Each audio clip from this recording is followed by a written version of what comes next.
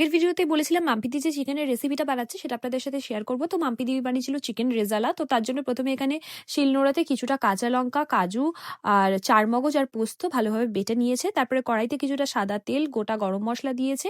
আর এখানে বেশ অনেকখানি পেঁয়াজ ভেজে নিয়েছে। হালকা ব্রাউন হওয়ার পরে এখানে আগে থেকে ম্যারিনেট করে রেখেছিল মাংসটা, যেটা কিনা টক দই আর নুন আর আদা রসুনের পেস্ট দিয়ে ম্যারিনেট করা ছিল। তো সেটাকেই দিয়ে রেখেছে, প্রায় 4-5 ঘন্টা মতো ম্যারিনেট করাই ছিল।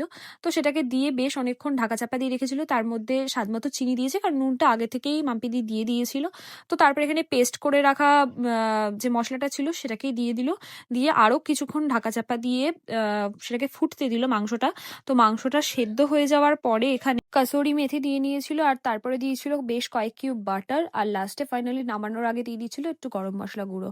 তো তারপরে দেখুন মাংসটা কি সুন্দর হয়েছে আর ভীষণ টেস্টিও হয়েছিল খেতে। So that's it for today. দেখা হচ্ছে নেক্সট ভিডিওতে। টাটা।